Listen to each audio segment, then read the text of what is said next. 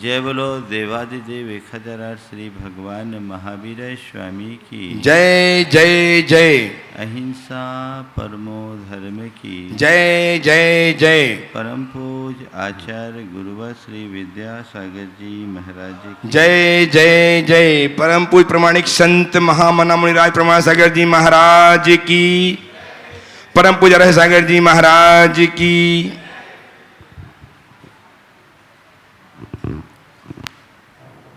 संसार में हमें जो कुछ भी दिखता है वो हमारी आंखों से दिखता है। आंखों के साथ चीज़ों के प्रति हमने जैसी धारणा बना ली, चीज़ें वैसी दिखती। हमारे यहाँ एक बड़ा प्रसिद्ध शब्द है दृष्टि। दृष्टि जो हमें दिखे उसका ही नाम नहीं है। दृष्टि हमारी सोच से भी जुड़ी है। जिस व्यक्ति की जैसी मान्यता होती है उसकी वैसी दृष्टि बन जाती है।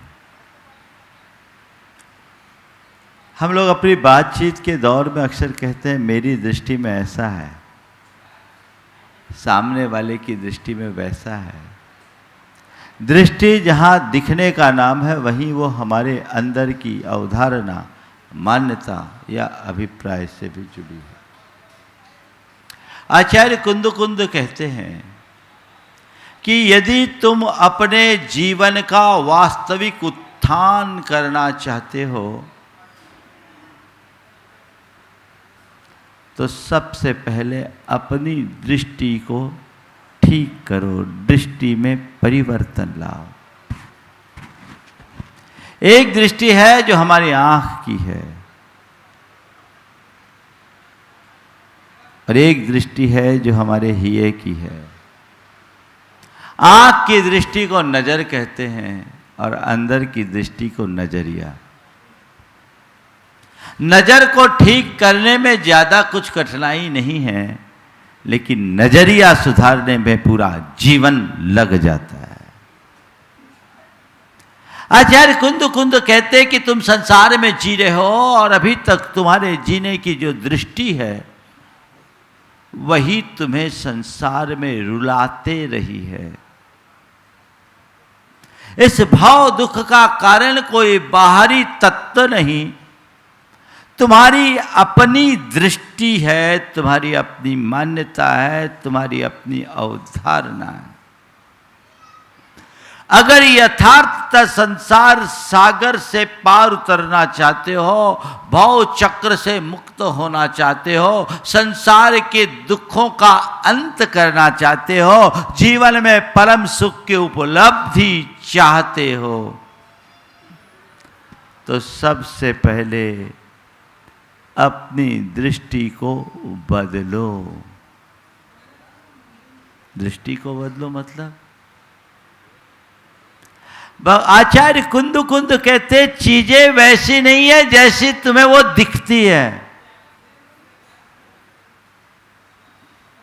चीजें जैसी दिख रही है तुम उन्हें वैसी मान रहे हो और तुम्हारा सारा जीवन उसके अनुरूप बन रहा है, इसीलिए तुम दुखी हो। चीजें दिख कुछ रही है, वो है कुछ। जिस दिन चीजों की वास्तविकता को समझने की दृष्टि तुम्हारे भीतर प्रकट हो जाएगी, तुम सम्यक दृष्टि बन जाओगे। जिसकी दृष्टि सही है वो सम्यक दृष्टि, और जिसकी दृष्टि उल्टी है वो मिथ्या दृष्टि। हमारे यहाँ ये चर्चा में रोज आता है, ये सम्यक दृष्टि, ये मिथ्या दृष्टि। शब्दों में सम्यक दृष्टि और मिथ्या दृष्टि की बात करने से हमारे भीतर सम्यक दर्शन का प्रकाश प्रकट हो ये सुनिश्चित नहीं है, लेकिन अंतर की दृष्टि को सुधारते ही हमारे भीतर वह दिव्य ज्योति पल में प्रकट हो सकती है। अभी मैंने कहा चीजें जैसी दिखती है वैसी नहीं है, वो जैसी है वैसी दृष्टि उद्घाटित करने का प्रयत्न करें। कैसे? एक पानी के बाल्टी में लकड़ी का टुकड़ा डाल दो, अनुभव होगा आपको, सबका अनुभव है। और लकड़ी कैसे दिखती है? कैसे दिखती है? सीधी कि तिरछी? तिरछी दिखती है ना, अनुभव है। मैं आपसे पूछता हूं, लकड़ी तिरछी दिख रही है कि तिरछी है? हाँ? आप क्या कहते हो, क्या मानते हो? जो दिख रही है वो या है वो? क्या है? हाँ? है वो मानते हैं। पानी में पड़ी लकड़ी के तिरछी दिखने के बाद भी आप उसे सीधे मान रहे हो, क्योंकि आपको पता है लकड़ी सीधी है, तिरछी दिख रही है, और उसकी एक ही वजह है, वो है प्रकाश के परावर्तन का सिद्धांत। प्रकाश की किरणें एक माध्यम से दूसरे माध्यम में जाती है तो तिरछी पड़ती है, इसकी वजह से वो तिरछी दिख रही है, तिरछी है नहीं, है ना? यही तो बात है। इतनी सी बात समझनी है, तिरछी दिख रही है, तिरछी है नहीं। वैसी दुनिया तुम्हें जैसी दिख रही है, दुनिया वैसी नहीं है। तुम अपने आप को जैसे देख रहे हो, तुम वैसे नहीं हो।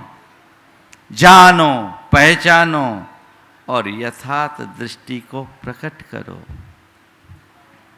और उस यथार्थ दृष्टि की उपलब्धि के लिए क्या करना है? तत्वों का श्रद्धान करना है। मैंने कहा था, अत्तागम तच्चानम सद्धनम होई सम्मतम। आचार्य कुंद ने सम्यक्त की व्याख्या करते हुए अलग अलग स्थलों पर अलग अलग बात की। जिस कारिका की, इस गाथा के माध्यम से मैं अपनी बात विगत दिनों से कर रहा हूँ। हिंसा रहिए धम्मे 18 दोष वज्जे देवे निगंथे पव्वने सद्धनम होई सम्मतम। तो वही कहते हैं जीवादि सद्धनम सम्मतम या अत्तागम तच्चानम सद्धनम होई सम्मतम। ये आचार्य कुंद की उक्तियां हैं। इस तत्व पर श्रद्धान करो, यानी संसार को उसकी वास्तविकता के रूप में देखने की कोशिश करो। जो दृश्य है वो यथार्थ नहीं है, उसमें मत उलझो, उसकी वास्तविकता को समझो। वो कहते हैं जी अजी आश्रव बंध संवर निद्रा मोक्ष पुण्य पाप इन्हें पहचानो। आचार्य कुंद कहते हैं भूदत्थे नाभिगदा जीवा जीवाय पुण्य पावम च आसो बंधन संवर निज्जर मोक्षोय सम्मतम। कि जीव यथार्थ से जो ज्ञात है, जीव अजीव पुण्य पाप आसव संवर निज्जर बंध और मोक्ष, ये 9 ऐसे पदार्थ हैं जो जीवन की वास्तविकता को प्रकट करते, उद्घाटित करते हैं। इन पर श्रद्धान करो। सबसे पहली बात जीव की। तुम क्या हो? जीव हो, चैतन्य हो ना? मैं चेतन हूं, मानते हो? किस रूप में? सशरीर जो दिख रहे हो, यही रूप, इसी रूप अपने आप को मानते हो? महाराज मैंने तो अभी तक उसी रूप अपने आप को देखा है। जीवन का अब तक का अनुभव मेरा यही है। मैंने अपने देह जगत से आगे अपने आप को न तो कभी जाना है न पहचाना है। मेरा सारा अनुभव, मेरी सारी स्मृतियां और मेरा सारा परिचय देह के साथ जुड़ा हुआ है। आचार्य कुंद कहते हैं यही भूल है। इस भूल को हटाओ। तुम देह में हो जरूर, पर तुम देह नहीं, देही हो। उसे पहचानो। तन में हो जरूर, पर तुम तन नहीं, चेतन हो। तुम शरीर को धारण किए हो, पर तुम शरीर नहीं, शरीरी आत्मा हो। और वो आत्मा भी कैसी? शुद्ध है, ज्ञान रूप, दर्शन रूप, चैतन्य रूप, निर्विकार आत्मा हो। है इसका आभास।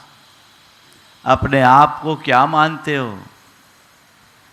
कभी सुखी, कभी दुखी, कभी अमीर, कभी गरीब, कभी समझदार, कभी बेवकूफ, कभी पंडित, कभी मूर्ख, कभी ज्ञानी, कभी अज्ञानी, कभी रूपवान, कभी कुरु, कभी धनवान, कभी निर्धन, कभी सुंदर, कभी असुंदर, कभी स्त्री, कभी पुरुष, कभी बड़ा, कभी छोटा, कभी बाल, कभी वृद्ध। यही तो मानते आए हो। बोलो, अपने आप को आज तक तुमने क्या माना? क्या माना? मैं सुखी दुखी, मैं रंग राव, मेरे गहर गो धन प्रभाव, मेरे सुततिय मैं सबल दीन, बेरूप सुभग मूरख प्रवीण। यही तो अवधारणाएं रही है तुम्हारी आज तक। आचार्य कुंद कहते हैं, सबसे पहले ये समझो कि जो दिख रहा है वो मैं नहीं हूं। जो दिख रहा है वो मैं नहीं हूं, जो देख रहा है वह मैं हूं। देखने वाला कौन है? ये आंखें। कौन? आज के संदर्भ में 4 बातें आप सबसे करूंगा। भ्रम, भ्रम, मर्म, कर्म और धर्म। इन 4 शब्दों के गहराई में उतरे। सबसे पहली बात है भ्रम की। हर व्यक्ति के भीतर भ्रम है, और ये भ्रम ही हमारे दुख का कारण है। हम हैं कुछ और अपने आप को मान कुछ बैठे। देह आत्म विभ्रांतो बहिरात्मा। जो शरीर में ही आत्मा की भ्रांति पाले रहते हैं, वे सब बहिरात्मा हैं, वे अज्ञानी हैं, वे मिथ्या दृष्टि हैं, यानी उल्टी दृष्टि वाले हैं। देहात्म बोध की जगह देह और आत्मा का भेद विज्ञान होना चाहिए। मैं अलग हूं, शरीर अलग है। ये श्रद्धान अपने हृदय में गहरा होना चाहिए। है महाराज जी, जितनी देर आपके प्रवचनों में रहते हैं ना, उतनी देर तो हमें ऐसा लगता है कि बिल्कुल सम्यक दृष्टि हो गए। और महाराज जी जैसे बाहर की दुनिया में जाते हैं ना, पता नहीं सब ज्ञान कहाँ चला जाता है। यही हमारी कमजोरी है, इसे सुधारना है। हम भ्रमित हुए हैं, यही हमारे दुखों का कारण है। मैं भ्रम्यो अपन पौ विशर आप, अपनाय विधि फल पुण्य पाप, पर में आकुलित भयो अज्ञान धार, जो मृग मृग तृष्णा जानिवार, निज को पर का करता पिछान, पर में अनिष्टता इष्टमान, आकुलित भयो अज्ञान धार, जो मृग मृग तृष्णा जानिवार। आचार्य कुंद कहते हैं, तुम्हारे दुखों का कारण कोई दूसरा नहीं, तुम्हारे अंदर बैठा हुआ भ्रम है। ये भ्रांति ही संसार में अटकाने वाली है, क्योंकि तुमने अपने आप को वो मान रखा है जो तुम नहीं हो। अपनी इस मान्यता को बदलो। व्यवहार में चाहे तुम कुछ बोलो, लेकिन अपने भीतर हर पल ये स्मरण रखो, मैं चेतन आत्मा हूं। जीवत्व को पहचानो, मैं जीव आत्मा हूं, मैं चेतन आत्मा हूं। ये पहचानो, जानो, इसका श्रद्धान करो। आचार्य कुंद कुंद कहते हैं, तुम कौन हो?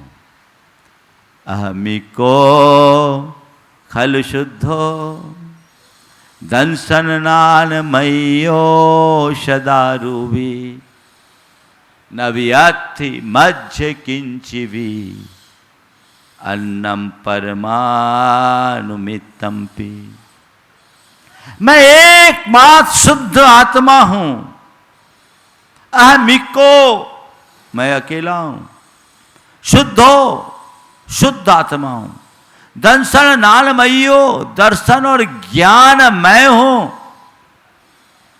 सदा रूपी, मैं अरूपी हूं। रूप रस गंध स्पर्श से रहित हूं।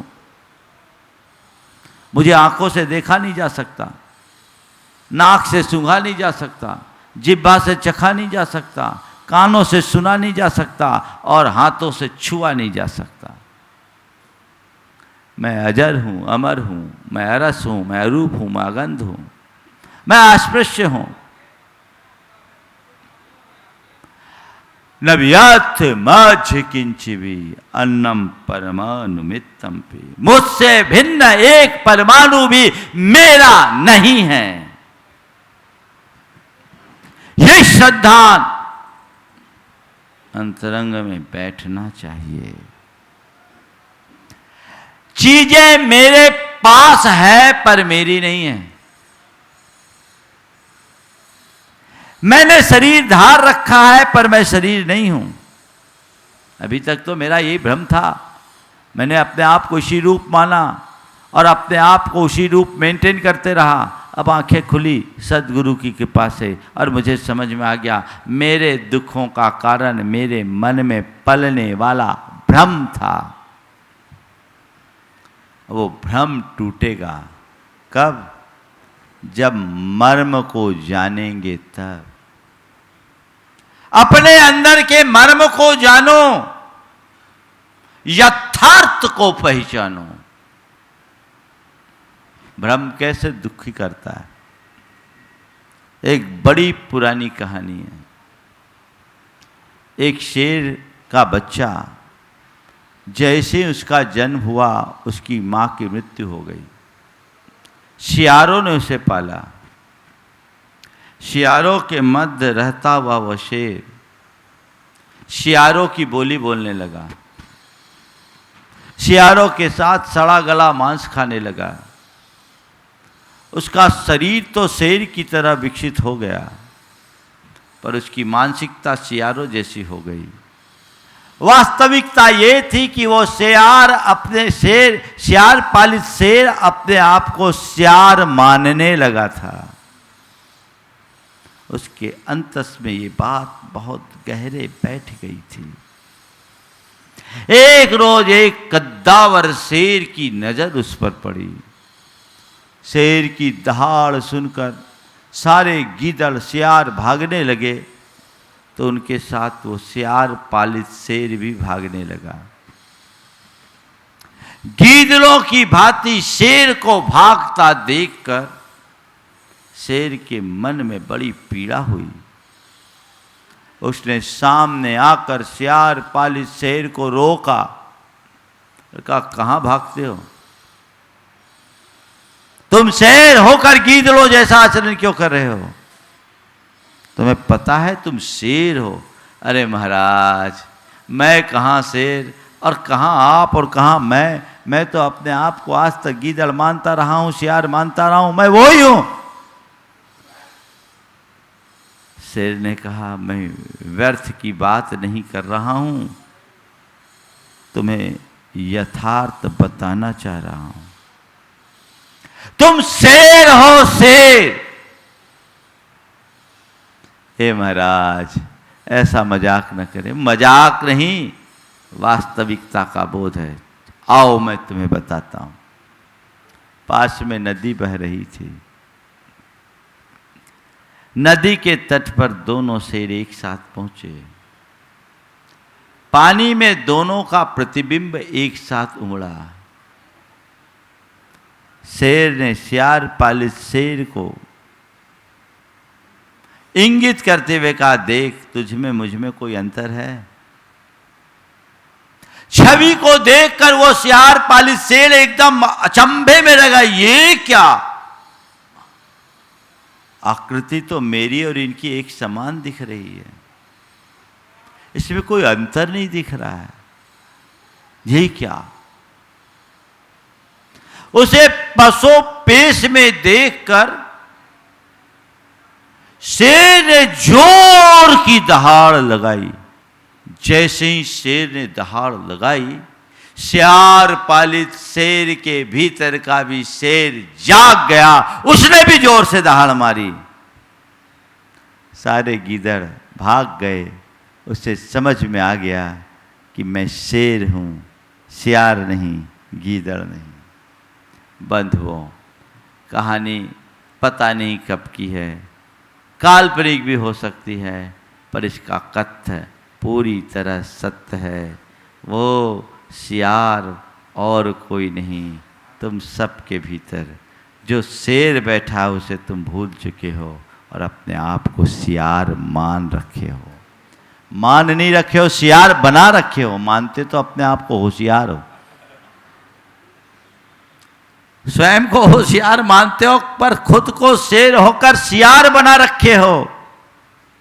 जागो, चेतो, जानो, अपने आप को पहचानो। मैं शुद्ध आत्मा हूं। ये श्रद्धान अंतरंग में बैठ जाना चाहिए, तभी जीवन का वास्तविक विकास या उन्नयन होगा। मैं शुद्ध चैतन्य आत्मा हूं। ये मेरा भ्रम था, ये जंजाल था, बस उस पर दृष्टि हो। इसके श्रद्धान का नाम है जीव तत्व पर श्रद्धान। जीव के स्वरूप को पहचानो, मर्म को जानो। मैं कौन हूं, मेरा क्या है, मैं क्या कर रहा हूं, मुझे क्या करना चाहिए, अपने आप सब बातें खुलने लगेगी। भ्रम टूटेगा कब, जब मर्म समझोगे। कबीर दास का एक बड़ा प्यारा भजन है जो आज के संदर्भ में बड़ा उपयोगी, मुझे बड़ा प्रिय है। कबीर जी कहते हैं, अपन पो आप हूँ विसरो, अपन पो आप हूँ विसरो, जैसे स्वान कांच मंदिर में प्रत भरम ते भूखी मरो, वैसे ही गज फटिक सिलामणि दसननियान अरो, अपन पो आप हो विसरो, जो केहरी बपु निरखे कूप जल, जो केहरी बपु निरखे कूप जल, प्रतिमा जाने परो, कहत कली कबीर ललनी के सुगना, तो है कौन पकड़ो, अपन पो आप हो बिसरो, अपन पो आप हो बिसरो। बड़ा मार्मिक संबोधन है। अरे तेरे जीवन की विडंबना मैं क्या बताऊं, तुमने अपने स्वरूप को खुद ही भुला दिया, इस वजह से तू दुखी है। जैसे स्वान कांच मंदिर में है, भरमते भूख मरो। एक कांच के महल में कुत्ता घुस गया, ऐसा महल जिसकी दीवारें कांच की, छतें कांच की, आंगन कांच का, सब तरफ कांच ही कांच, और संयोग से कुत्ता घुसा। और जब कुत्ता अंदर घुसा तो चारों तरफ उसे कुत्ते का प्रतिबिंब दिखा। और जब वो अपने चारों तरफ कुत्ते को देखा, कुत्तों के समूह को देखा, तो घबरा गया, वो डरा। और जब आदमी डरता है तभी किसी को डराने की कोशिश करता है। वो डर करके उन कुत्तों को डराने की दृष्टि से जोर से भौंका, तो उसके भौंकने से उसकी भौंक प्रतिध्वनित होकर आई और एक साथ सारे कुत्ते उस पर भौंक पड़े। कहते हैं वो कुत्ता रात भर में वहीं लड़ते हुए छत बिच्छत होकर मर गया। सुबह जब महल खोला गया तो देखा कुत्ते का शरीर कई जगह से छत विक्षत हो रखा था। सवाल है, कुत्ते को किसने मारा? किसने मारा? उसके अंदर का वहम ने, भ्रम ने। काश ये कुत्ता जान लिया होता कि ये जो प्रतिबिंब है वास्तविक नहीं है, भ्रम है, तो कुत्ते का ये हाल बुरा होता क्या? संत कहते तुम्हारे जीवन में जो कुछ भी घट रहा है वो सब भ्रम है, ये वास्तविक नहीं, इनका अस्तित्व नहीं, इनका वजूद नहीं, ये काल्पनिक है, यथार्थ नहीं। ये संयोग से तुम्हारे साथ है, छलभंगुर है, नश्वर है, उन्हें मत समझो। जो तुम हो, तुम्हारा जो स्वरूप है वह कभी टस से मस नहीं हो सकता, उसका बाल बांका भी नहीं हो सकता, वो कभी हिलेगा नहीं। उसे पहचानो, उसे जानो, तब कहीं जाकर तुम्हारे जीवन का पथ प्रशस्त होगा। तो जैसे स्वान कांच मंदिर में भरमते भूख मरो, वैसे ही गज फटिक शिला मणि दसननी आन अरो। हाथी एक स्फटिक मणि के शिला के सामने पहुंचा, उसको उस शिला के भीतर एक हाथी दिखाई पड़ा, और हाथी ने क्या किया, उस शिला को भेदने के चक्कर में अपना सिर फोड़ लिया, दांत तोड़ लिया। बार बार सोच रहा है कि मैं शिला भेदूं, उसके भीतर के हाथी को निकालूं, शिला भेदूं, उसके भीतर के हाथी को निकालूं, शिला भेदूं, उसके भीतर के हाथी को निकालूं। अब हाथी हो तब तो निकले, लेकिन इस हाथी को कौन समझाए, वो तो उसी में लगा। तीसरा उदाहरण कहते हैं, ज्यों केहरी बपू निरखी कूप जल, प्रतिमा जान परो। जैसे कोई शेर है, वह कुएं में प्रतिबिंब अपना देखा और मर गया। वो कहानी आप सबको पता होगा, कहानी नहीं सुनाऊंगा क्योंकि मुझे पूरी बात करनी है। वो शेर और खरगोश की कहानी है ना, सबने बचपन में पढ़ा है। हाँ, सुनाने की जरूरत नहीं है, सबको जाना पहचाना है। वो उस खरगोश ने अपनी चतुराई से शेर को कुएं में गिराया। शेर क्यों गिरा? ज्यों केहरी बपू निरखी कूप जल, प्रतिमा जान परो। कुएं में झांकने वाला शेर अपने प्रतिबिंब को देखा और भूल गया कि ये मेरी परछाई है, ये मेरा प्रतिबिंब है। उसे ये लगा कि यहाँ कोई वास्तविक शेर है, और उसने छलांग लगा दिया। और फिर कहते हैं, कहत कबीर ललनी के सुगना तो है कौन पकड़ो। तोतों को पकड़ने के लिए जो बहेलिया लोग हैं वो ललनी लटकाते हैं। ललनी जो समझते क्या होता है? रस्सी के फंदे में पेने लंबा है, रस्सी के फंदे में ऐसा फंदा होता है, और ऐसे एक एक फीट की लकड़ी लगा देते हैं, इसको बोलते हैं ललनी, ऐसे फंसा देते हैं 1-1.5 फीट की लकड़ी।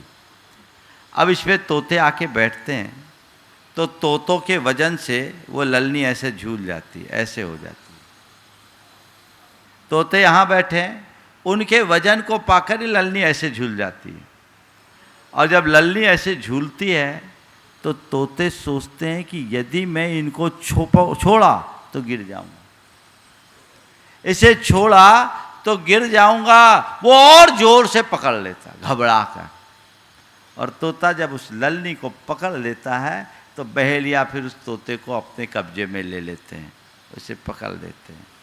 तो कबीर जी कह रहे, कहत कबीर ललनी के सुगना तो है कौन पकड़ो।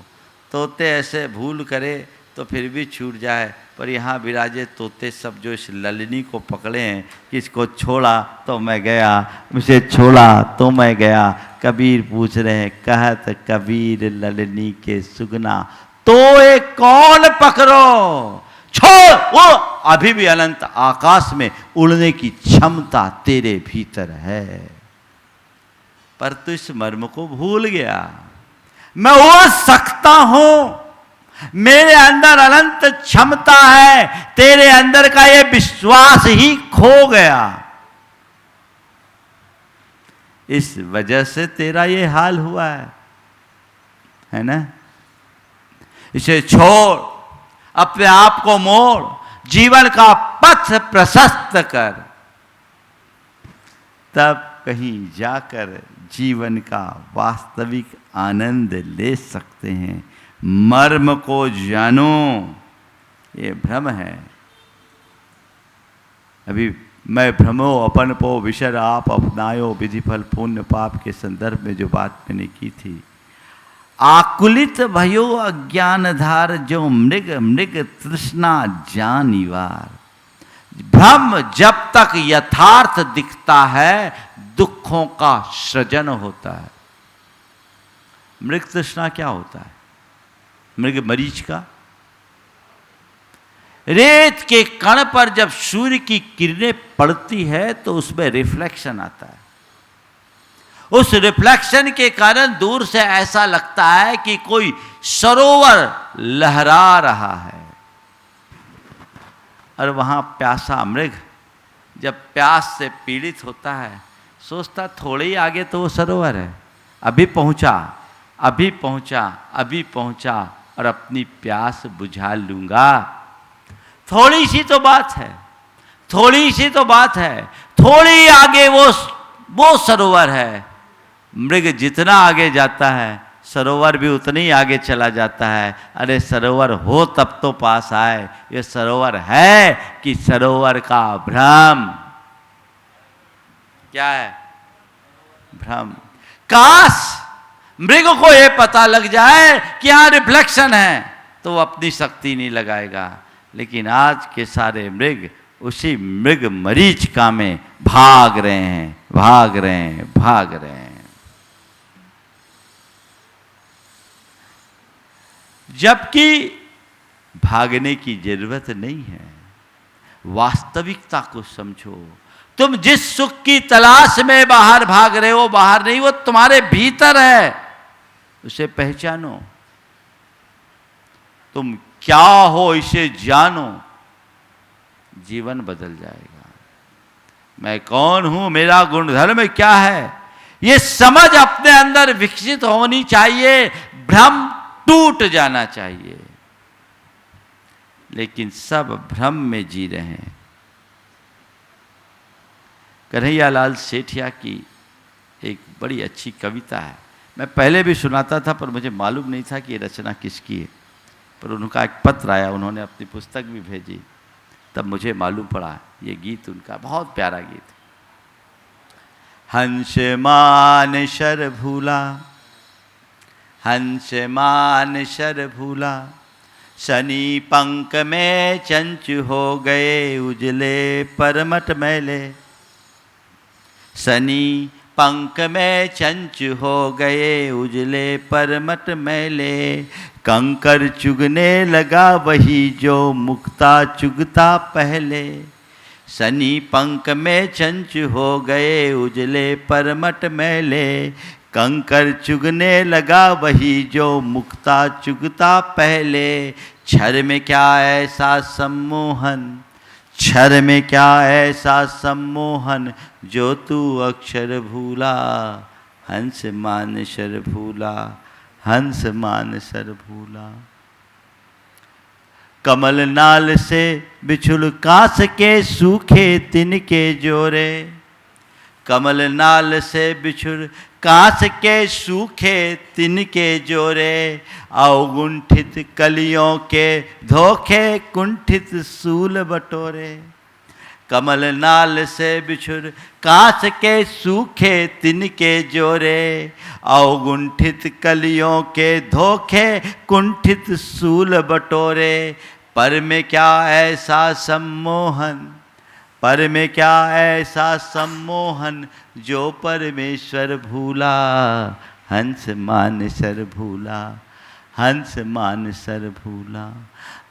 नीर क्षीर की दिव्य दृष्टि में अंध वासना जागी, नीर क्षीर की दिव्य दृष्टि में अंध वासना जागी। गति का परम प्रतीक बन गया जड़ता का अनुरागी, नीर क्षीर की दिव्य दृष्टि में अंध वासना जागी। गति का परम प्रतीक बन गया जड़ता का अनुरागी। क्षण को अर्पित हुआ, क्षण को अर्पित हुआ, साधना का मनवंतर भूला, हंस मानसर भूला, हंस मानसर भूला, हंस मानसर भूला। तुम हंस हो, तुम्हें मान सरोवर में डुबकी लगाना चाहिए, लेकिन हंस होकर तुम बगुलों जैसा आचरण करने लगे हो। इससे बड़ी विडंबना क्या होगी। तुम्हारी चंचू पंख में सन गए हैं, विषयों में लिप्त हो गए, तुम्हारे उजले पर मटमैले हो उठे। जो कल तक मुक्ता चुगता था वो आज कंकर चुगने लगा है। ये क्षर नश्वर का क्या आकर्षण, जो तुम अक्षर अविनाशी तत्व को भूल गए हो। कमल नाल को छोड़कर तुम कांस के सूखे तिनकों को क्यों छोड़ रहे हो। अवगुंठित कलियों के धोखे कुंठित सूल बटोरे। अपने स्वरूप को पहचानो, पर में नहीं परमेश्वर में रमो, तो जीवन धन्य होगा। मर्म को जानिए, पहचानिए। मैं शुद्ध आत्म तत्व हूँ, अहमिको खलु शुद्धो, दंसन नान मय्यो सदा रूबी, नव्यथि मज्ज किंचबी, अन्नम परमानुमितंपि। इस बात को अपने अंतरंग में उतार लीजिए, इस मर्म को स्वीकार कीजिए। और जिस व्यक्ति को मर्म का बोध होता है, उसका कर्म बदल जाता है, उसकी प्रवृत्ति में अपने आप सहजता आने लगती है, उसके अंदर के सारे मनोविकार शांत होने लगते हैं। उसे समझ में आ जाता है कि ये सब व्यर्थ अर्थहीन है, नैमित्तिक संबंध है। आज है, कल रहे न रहे, मुझे तो केवल मुझसे मतलब होना चाहिए। और फिर ऐसे व्यक्ति का जीवन अपने आप धर्ममय होता है। वो धर्ममय जीवन एक बार हो गया तो समझना काया पलट हो गई। आने वाले दिनों में 7 तत्वों की चर्चा आचार्य कुंद कुंद के वांग्मय के अनुसार आप सबके बीच होगी। 9 पदार्थ की चर्चा होगी। आज तो जीव की चर्चा हुई है। भ्रम को तोड़कर, मर्म को पहचान कर कर्म सुधारना है और जीवन को धर्ममय बनाना है, ताकि शिव शर्म को पाया जा सके। ये हमारा लक्ष्य है। यही बातें अभी रोज चलेगी। आज समय आप सबका होने वाला है, इसलिए अधिक विस्तार न देकर केवल इतना कहूँगा कि जीवन की वास्तविकता को पहचानने की कोशिश कीजिए। मैं अपने आप को जैसा मानता हूँ चीज़ें मुझे वैसी ही दिखती है, जबकि होना ये चाहिए चीज़ें जैसी हो मैं वैसा देखने की कोशिश करूं। तू चेतन यह देह अचेतन, यह जड़ तू ज्ञानी, मिले अनादि यतन ते पिछड़े, ज्यों पै अरु पानी की बात को आत्मसात करके अपने जीवन के क्रम को आगे बढ़ाएं। आज समय हो गया, यहीं पर विराम। बोलिए परम पूज आचार्य गुरुवर श्री विद्यासागर जी महाराज जी की।